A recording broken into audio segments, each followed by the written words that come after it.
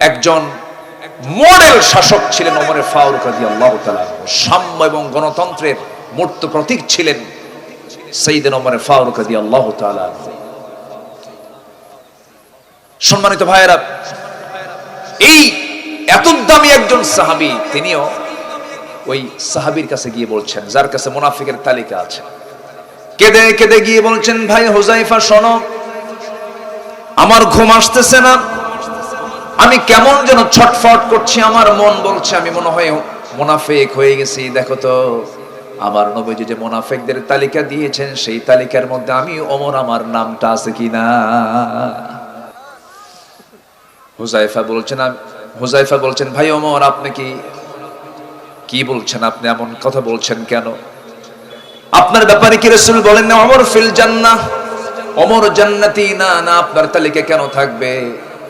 তাদের মতো এমন উন্নত ঈমান, উন্নত চরিত্র অধিকারী সাহাবীদের মধ্যে যদি এমনটা সন্দেহ কাজ করে, আমাকে আপনাকে অবশ্যই এই ব্যাপারে সতর্ক থাকার দরকার। জোরে বলবেন, আছে না নাই? কি সতর্ক থাকার দরকার আছে না নাই? তাহলে মুনাফিকের তালিকা থেকে নিজের নামটা বাদ দেওয়ার জন্য একসঙ্গে দুটো জিনিস আমরা বাদ দেব। একটা হচ্ছে মিথ্যা বলা আর প্রতারণা করা। এই দুটা বাদ আমরা দেব জীবন থেকে। রাজি আছেন তো সবাই? মিথ্যা বলবো না। সবাইকে রাজি আছি? আল্লাহ কবুল করুন, জোরে বলি আমিন। as-sidqu yunji wal kidbu yuhlik, সত্য মানুষকে নাজাত দিয়ে দেয়, মিথ্যা মানুষকে কি করে? ধ্বংস করে ফেলে। এবং মিথ্যার ফলাফল হলো ইহাদি ইলান নার, জাহান্নামের দিকে নিয়ে চলে যায়। আর সত্য কথা ইহাদি ইলাল জান্নাহ, জান্নাতের দিকে নিয়ে যায়। আমরা সত্যের সঙ্গে থাকবো, জোরে বলি ইনশাআল্লাহ। নাম্বার 2 হচ্ছে মনে ঈমান না থাকা সত্ত্বেও মুখে ঈমানের দাবি করা। আছে কিনা? এরকম লোক আছে না নাই বলেন তো? সারা বছর নামাজ পড়ে না, সারা বছর মাথায় টুপি দেয় না, সারা বছর ভুল করেও পাঞ্জাবি পড়ে না, পশ্চিম দিকে হয়ই না, নির্বাচন আসা মাত্রই এত সুন্দর টুপি, এত সুন্দর পাঞ্জাবি, এত সুন্দর তার ড্রেস, সাদা ধবধবা, মনে হয় কেবলই ফেরেশতা জিবরাইল আসমান থেকে নাজিল হলো। এরকম আছে না নাই বলেন? কিন্তু মনে কিন্তু ইসলাম নাই। মনে কি নাই? ইসলাম নাই। কিন্তু নাম হচ্ছে মুনিরুল ইসলাম। নাম কি? মুজাহিদুল ইসলাম। আছে না একজন মুজাহিদুল ইসলাম সেলিম, কমিউনিস্ট পার্টির নেতা। নাম হলো, আচ্ছা নামটা হলো কেমনে বুঝলাম না, মানে নাম হলো মুজাহিদুল ইসলাম আর নেতা হলো কমিউনিস্ট পার্টি। আছে না এরকম? আছে না একটা নেতা? আচ্ছা সম্মানিত ভাইয়েরা, তাহলে হ্যাঁ সিপিবি, জি। তাহলে নাম দিয়ে কাজ হবে না। আল্লাহ পাক নাম চান না কাম চান? বলেন, নাম না কাম, বংশ না আমল, চেহারা না আমল। বংশ দিয়ে কোনো কাজ হবে না। আবু তালেবের বংশ কি ছোটখাটো বংশ বলেন তো? আবু তালেবের বংশ আর নবীর বংশ কি 2 না 1? এক বংশ। আমার নবীর যে দাদা, আবু তালেবের সে বাবা, আবু তালেবের সে কি বাবা। একই তো বংশ, একই রক্ত প্রবাহিত। কিন্তু আবু তালেবের কপালে জাহান্নাম, আবু জেহেলের কপালে জাহান্নাম, উতবা শাইবা মুগিরার কপালে জাহান্নাম। এগুলো সব একই গোত্রের মানুষ ছিল, তাদের জন্য জাহান্নাম কেন? আল্লাহ রাব্বুল আলামিন বলছেন, জান্নাত তো তার জন্যই হবে যার ঈমান আছে, নেক আমল আছে। যার ঈমান নাই, নেক আমল নাই, বংশ দিয়া, টাকা দিয়া, পয়সা দিয়া, ক্ষমতা দিয়া, অর্থ দিয়া জান্নাত লাভ করা সম্ভব হবে না। আল্লাহ রাব্বুল আলামিন বলেন, ইন্নাল্লাযীনা আমানু ওয়া আমিলুস সালিহাতি ইন্নাল্লাযীনা আমানু ওয়া আমিলুস সালিহাতি লাহুম জান্নাতুন তাজরি মিন তাহতিহাল আনহার যালিকাল ফাওজুল কাবীর উলাইকা হুম খায়রুল বারিয়াহ। আরেক জায়গায় বলছেন, ওয়া আমিলুস সালিহাত। সেই ইসলাম থাকবে এক জায়গায় না সব জায়গায়?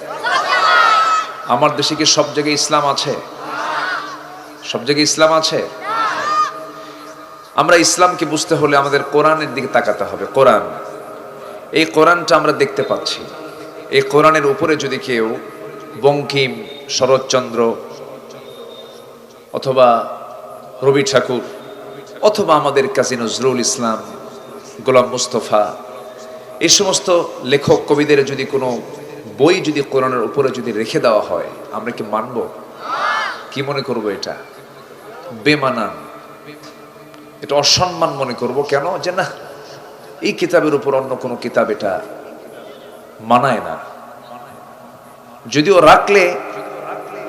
রাখা যেতে পারে, হয়তো কেউ যদি প্রশ্ন করে, কিন্তু এটা মানায় না। এটা কি মানায় না? তো সাধারণ একটা কাগজের গ্রন্থ, কাগজ দিয়ে মোড়ানো কোরআনের উপরে যদি কোনো বই আমরা রাখতে যদি মানে এটাকে অসম্মান বোধ যদি হয়, যদি আমাদের কাছে এটা আপত্তিকর মনে হয়, তাহলে আমার বাংলাদেশে এই 54 বছরে যে আইন দিয়ে সমাজ রাষ্ট্র পরিচালিত হয়েছে, কোরআনের না মানুষের?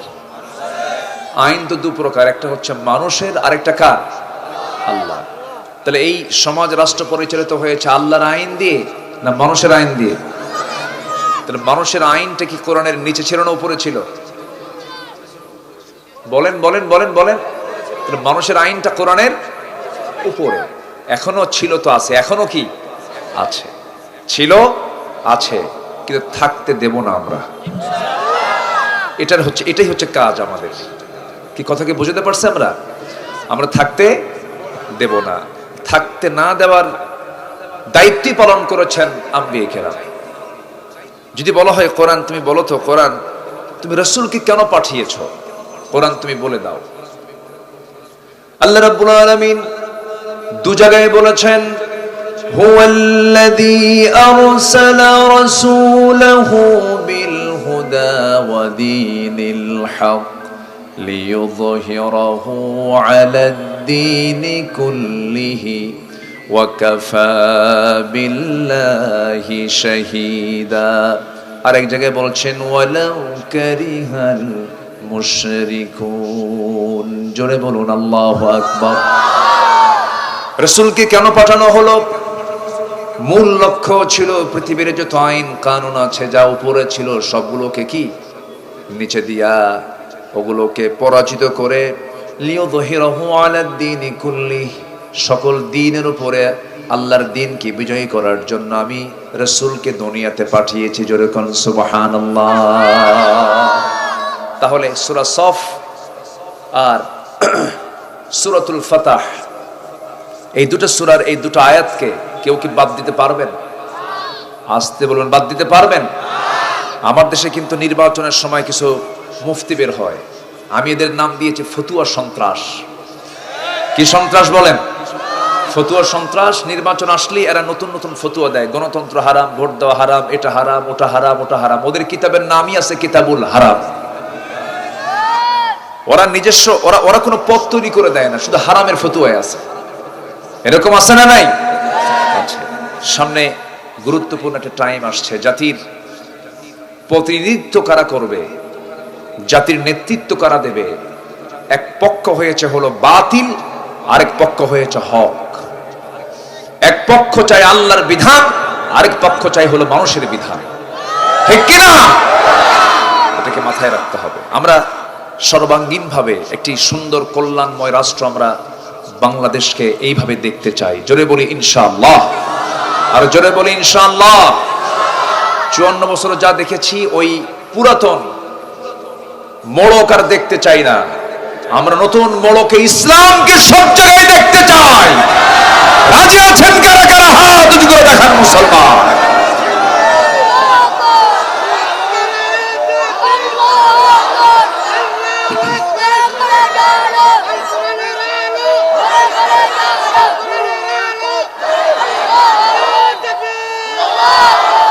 আল্লাহ কবুল করুন। জোরে বলি আমিন।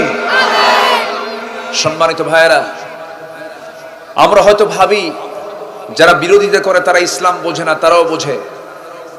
তারা জেনে বুঝে বিরোধিতা করে। তারা বোঝে না? বোঝার জন্য বিবেক কে দিয়েছেন? এমন কোন মানুষ নাই যে আল্লাহ কাউকে কম দিয়েছেন। সবাইকে বোঝার সক্ষমতা দিয়েছেন, বোঝে তারা। ফেরাউন সেও বুঝতো, সে বলেছিল ইউবাদদিলা দীনাকুম, মুসা দ্বীনের পরিবর্তন করতে চায়, নতুন কিছু সেখানে সে ঢুকাতে চায়। আবু জেহেল আবুল হাকাম ছিল, সেও ইসলাম বুঝতো। সে এত বড় জ্ঞানী ছিল, উটের পায়খানা দেখে বলতে পারতো এটা কোন গোত্রের উট, মানুষের পদচিহ্ন দেখে বলতে পারতো এটা কোন গোত্রে মানুষের পায়ের ছাপ। আবু জেহেল। এবং কোরআন তেলাওয়াতের, আমার নবীর কোরআন তেলাওয়াতের ফার্স্ট শ্রোতা ছিল আবু জেহেল। গোটা রাত ধরে ধরে দাঁড়িয়ে দাঁড়িয়ে আবু জেহেল কোরআন শুনতো। তাহলে তারা জেনে বুঝে বিরোধিতা করেছে। আজকেও সমাজে এক শ্রেণীর মানুষ সব বোঝে, কিন্তু সব জানে, কিন্তু ইচ্ছাকৃত ভাবে নিজের কায়েমি স্বার্থ উদ্ধারের জন্য ইসলামের বিরোধিতা তারা করতে থাকে। সব বোঝে, বোঝার মতো জ্ঞান কে দিয়েছেন? আল্লাহ দিয়েছেন। সবচেয়ে বেশি বুঝতো শয়তান না? শয়তান কি কম বুঝে? আচ্ছা, চোরের বুদ্ধি বেশি না বাড়িওয়ালার বুদ্ধি বেশি বলেন? ভালো করে কম। চোরের বুদ্ধি কম? চোরের বুদ্ধি কম ভাবতেছেন আপনি? চোর আল্লাহর নাম নাই, কম না বেশি? ওর তো টেনশন বেশি। বাড়িওয়ালার তো কোনো টেনশন নাই, বিসমিল্লাহ আল্লাহুম্মা বিসমিকা আমুতু ওয়া আহইয়া। আর চোর তো ঢুকতি না, কতবার আল্লাহ শুরু করে, আল্লাহ আল্লাহ আল্লাহ, ধরা যেন না পড়ি। সম্মানিত ভাইয়েরা, সবাইকে আল্লাহ পাক বুঝ দিয়েছেন। এখন বিষয়টা হলো, হেদায়েত তো সবার কপালে নাই। হেদায়েত কি সবার কপালে আছে? একটা মহল, একটা গোষ্ঠী তারা বিরোধিতা করবেই। কিন্তু আমাকে আপনাকে আমার রবের সন্তুষ্টির লক্ষ্যে আমাকে আপনাকে কাজ করে যেতে হবে। এখন আমরা লকবটা নেব কি, মোমেন না মুনাফিক? বলেন, মোমেন না মুনাফিক? ফাসিক না মুসলিম? বলেন, ফাসিক না মুসলিম? মুশরিক না মুসলিম? জালিম না মুমিন? তাহলে আল্লাহ বিভিন্ন ভাষায় বান্দাকে সম্বোধন করেছেন। কাফের বলেছেন, ফাসিক বলেছেন, মুশরিক বলেছেন, জালিম বলেছেন, মুজরিম বলেছেন। কিন্তু আল্লাহ তাআলা এই চরিত্রগুলো বান্দার মধ্যে দেখতে চান না। আল্লাহ দেখতে চান বান্দা কি হবে? মুমিন হবে, মুসলিম হবে, এরপরে রাকিউন হবে, সাজিদুন হবে, আল আমিরুনা বিল মারুফ হবে, ওয়ান নাহুনা আনিল মুনকার হবে, ওয়াল হাফিজুনা লিহুদুদিল্লাহ, এটা হবে, সাইমিন হবে। এই চরিত্রগুলো আল্লাহ পাক বান্দার মধ্যে দেখতে চান। বিভিন্ন জায়গায় এই চরিত্রগুলো আল্লাহ পাক তুলে ধরেছেন। এখন আজকে আমি যে বিষয়ে কথা বলতে চাচ্ছি সেটা হলো, মুনাফিকদেরকে চেনার কিছু আলামত আল্লাহ তাআলা কোরআনের বিভিন্ন জায়গায় বলে দিয়েছেন। আমরা যেন এই আলামতগুলো আমাদের ভিতরে যদি দেখতে পাই, আমরা যেন মাইনাস করতে পারি। মাইনাস করলেই আমরা মুমিন হয়ে যাই। তাহলে আমি কি আলোচনা করব? তো যাই, সূরা মুনাফিকুন তো একটা সূরাই আছে। সূরার নাম কি? সূরা মুনাফিকুন। মানে কি? মুনাফিক হওয়ার জন্য? হ্যাঁ, মুনাফিক হওয়ার জন্য না মুনাফিকি বাদ দেওয়ার জন্য? আচ্ছা, সূরা কাফিরুন আছে না নাই? কাফের হওয়ার জন্য না কাফির কুফরি বাদ দেওয়ার জন্য? কুফরি বাদ দেওয়ার জন্য। আসুন এই সাবজেক্টটা আস্তে আস্তে করে আমি একটু আগাচ্ছি, সময় কম, তবে যে সময় আছে পর্যাপ্ত সময় যদি আমলের নিয়তে শুনি। আমরা তো ভালো লাগে এই জন্য শুনি। আমার দেশে যে পরিমাণ ওয়াজ হয়, আল্লামা সাঈদ রাহিমাহুল্লাহ যে কথাগুলো বলে গেছেন, এমন কোন সাবজেক্ট নাই আমার মনে হয় যে উনি কোন সাবজেক্টকে উনি অপূর্ণাঙ্গ রেখে গেছেন তার জীবনীতে। কম বেশি তিনি দার্স ভিত্তিক আলোচনা চালিয়ে 3 যুগ ধরে তিনি যে কথাগুলো বলেছেন, এই জাতি কিন্তু ওয়াজ শুনতে শুনতে সবার ওয়াজ মুখস্থ, কিন্তু নামাজ পড়ে না। কি করে না? নামাজ পড়ে না, বিড়ি খায়, মিশা কথা কয়, একটা বিড়ির প্যাকেট পাইলেই চোররে ভোট দিয়ে বসে থাকে। আছে না নাই? আছে না নাই? এগুলো করা যাবে না। এগুলো মুনাফিকের লক্ষণ। এগুলো কিসের লক্ষণ বলেন? মুনাফিকের লক্ষণ। কষ্ট পাচ্ছেন মনে হয়? আমার কথায় কোনো কষ্ট পাচ্ছেন না তো? একটু মনোযোগ দিয়ে কথাগুলো আমরা শুনি, কাজে লাগবে। আল্লাহ কবুল করুন, জোরে বলি আমিন। সম্মানিত ভাইরা, মুনাফিক কারা কোরআনের আলোকে? আমি আমার ব্যক্তিগত কোনো গবেষণা দিয়ে বলছি না, কোরআনের যে কথা সেই কথাগুলো দিয়েই আমি সাজিয়ে নিয়েছি। শুধু কোরআনকে শুধু নড়াচড়া করে বলছি, এটা আমার নিজের ব্যক্তি মস্তিষ্ক প্রসূত কোনো কথা নয়। 1 নম্বর হচ্ছে যারা মিথ্যা কথা বলে, প্রতারণা করে। এরা কি? এটা জোরে বলেন। কোরআনের ভাষায় এরা কি বলেন তো? মুনাফিক। আল্লাহ রাব্বুল আলামিন বলেন, وَإِذَا لَقُوا الَّذِينَ آمَنُوا قَالُوا آمَنَّا وَإِذَا خَلَوْا إِلَى شَيَاطِينِهِمْ قَالُوا إِنَّا مَعَكُمْ إِنَّمَا نَحْنُ مُسْتَهْزِئُونَ اللَّهُ يَسْتَهْزِئُ بِهِمْ وَيَمُدُّهُمْ في طغيانهم يعمهون জোরে বলুন আল্লাহু আকবার।